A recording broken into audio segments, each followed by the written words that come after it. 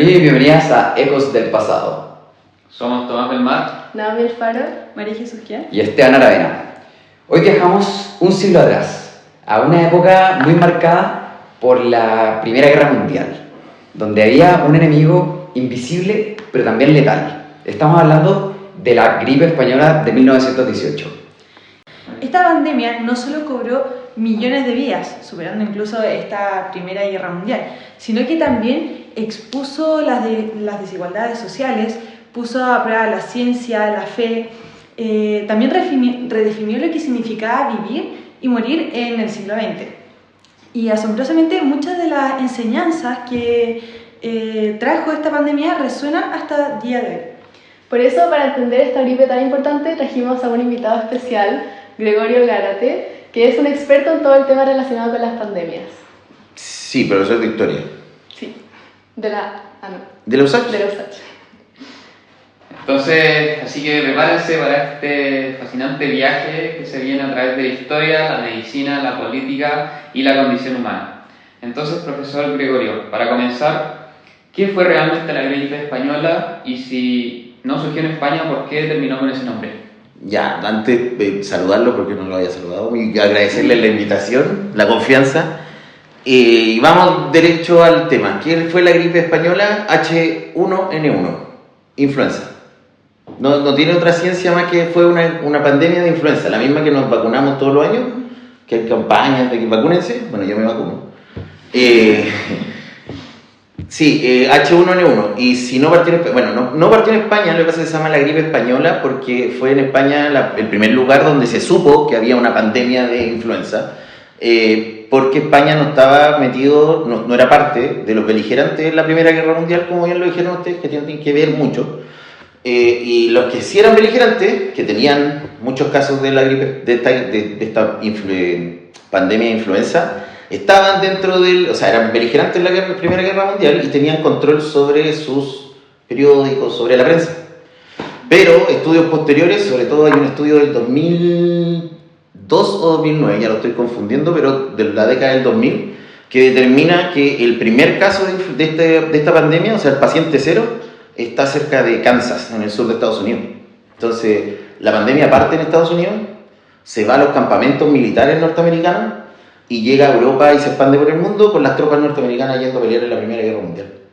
Así que se llama española porque ahí se supo que había, pero parte en Estados Unidos. Interesante. Sí, no sabíamos. En 1918, muchas personas pobres o trabajadoras no podían aislarse porque dependían de su sueldo diario. ¿Podemos decir que la pandemia también fue una crisis de desigualdad? O sea, todas las crisis son crisis de desigualdad. Un terremoto afecta más a las personas con viviendas mucho más frágiles que a las personas que tienen vivienda más fija, más dura, no sé cómo se dice, estable. Claro, Más robusta, ya, se entiende.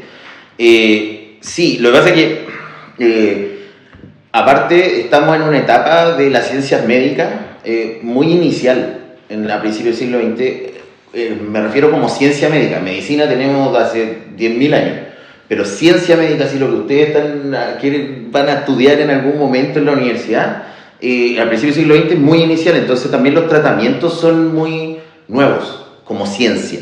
Entonces el acceso también a esa ciencia médica, esos tratamientos ya no de cortarle la cabeza a una gallina y saber cómo va a estar el tiempo mañana, sino que ya con medicamentos serios, con tratamientos serios, era muy caro. Entonces también ahí demuestra la desigualdad. Pero piensen que hace 5 años pasó lo mismo. ¿Sí? En la crisis de la pandemia del COVID, no todos tenían la posibilidad de trabajar online. Claro. Hay trabajos que son manuales. O sea, ¿cómo construir un edificio online? Y bueno, en 1918 piensen que es lo mismo. Ahora, es una sociedad mundial mucho más ruralizada, o sea, había mucho más en el campo. Y al estar en el campo hay menos densidad poblacional, entonces pueden salir a trabajar al campo sin infectarse o contagiarse y no infectarse. Entonces sí, pero como toda crisis. Como resumiendo la pregunta. Y considerando eso que está hablando de la ciencia y de los médicos, En esta época no se conocían bien los virus y ni siquiera habían antibióticos, según lo que pensamos. Entonces, ¿qué estrategias se usaban para intentar salvar vidas al final? Y todo lo que se mezclaba entre remedios caseros, amuletos, ritos, oraciones, ¿cómo influía esa mezcla entre fe y superstición para sanar a la gente? Ya, no, la teoría de los virus y la teoría de las bacterias es del siglo XIX. Luis Pasteur en 1857 empieza a entender este punto y trabaja durante toda la segunda mitad del siglo XIX. Claro, entonces, como les decía, las ciencias médicas se estaban desarrollando en este momento. No es la medicina que conocemos actualmente, pero es el inicio de la medicina que conocemos actualmente. Entonces, claro, había poca claridad, pero hay ciertas, bueno, lo vamos a ver más adelante, pero hay ciertas lecciones que se aprendieron con esta pandemia porque es la primera que se trató científicamente. O sea, no con estos médicos muy típicos de la peste negra, así como con... Claro, como más serio. Claro, ahora es como más científico, como ensayo-error y mediciones y decisiones basadas en matemática y estadística, ¿cachai? Claro. No, bueno, porque nosotros creemos en los humores, tapémonos la nariz porque, ¿cachai? No tiene que ver con eso. Y la religión y la fe, bueno, siempre van a estar porque cuando el ser humano no puede dar respuesta es la fe la que la da. Bueno, y en todo este contexto me imagino que también hubo una crisis en la fe, ya que si mueren muchas personas repentinamente, me imagino que hay varios que dejaron de creer en Dios porque vieron que esta alternativa no estaba funcionando. Entonces, en este sentido, ¿crees que las pandemias pueden transformar la espiritualidad de la época? Sí, la pandemia definitivamente transforma la espiritualidad de cada época, pero es para el otro lado. O sea, la gente se vuelca a la fe, porque es el conocimiento humano, al no poder dar la respuesta necesaria para entender lo que está pasando, se vuelve la gente al misticismo.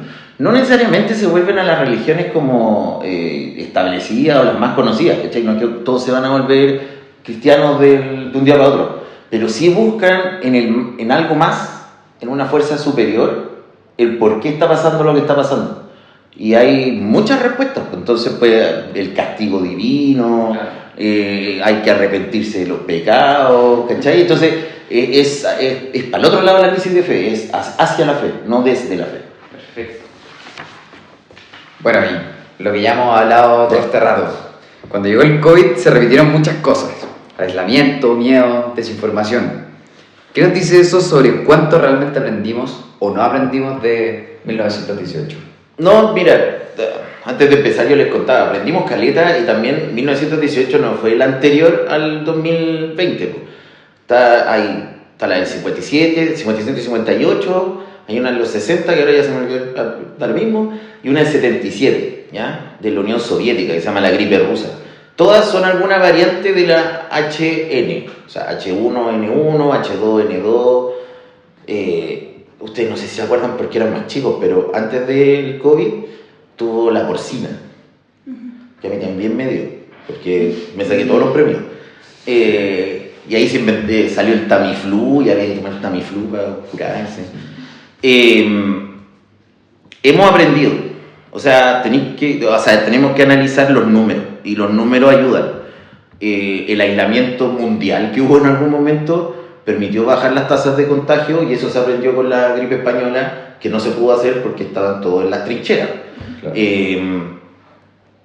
El aislamiento social, el uso de mascarilla, también es una elección del 18. Hay muchas fotos, sobre todo en Estados Unidos, de la gente con mascarilla, le ponía mascarilla hasta a los perros.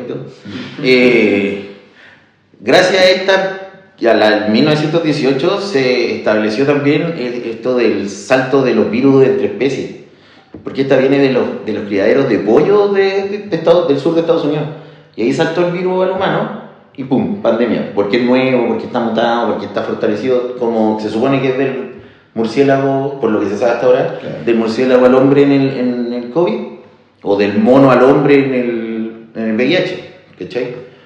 ¿Qué no aprendimos? Bueno, lo mismo. Después del maremoto acá en Chile, se hacían... Bueno, yo soy de Viña, entonces hacíamos... tú también. Entonces se hacían mucho, después del 2010, muchos simulacros de que venía el tsunami. Ya no se hace ni uno, porque todos nos relajamos hasta que venga el próximo. Y es lo mismo con las pandemias.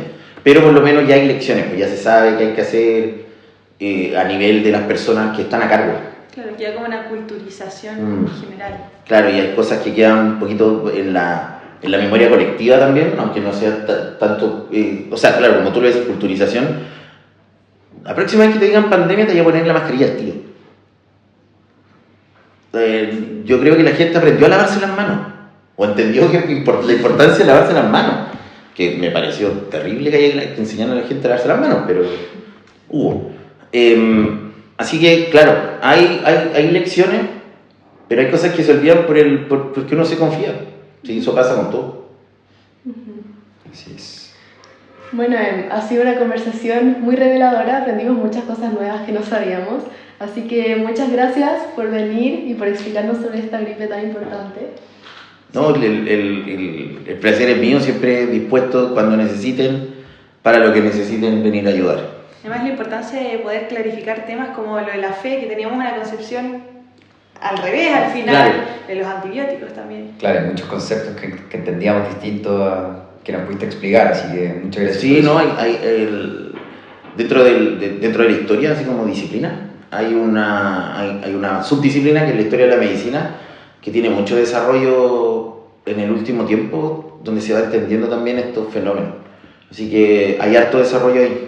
Y menos mal tengo un amigo, muy amigo, que de hecho su doctorado lo está haciendo en historia de la medicina, entonces por eso también sé tanto. Así se llama este ramo, historia de la ciencia, pero historia de la medicina. Sí, pues él está haciendo un doctorado en historia de la ciencia, historia de la medicina en específico. Pero el tabaquismo su tesis, así que no tenía que ver. Bueno, muchísimas gracias por haber venido y por habernos ayudado. Sí, y nos vemos en el próximo capítulo. Gracias. Chao. Chao.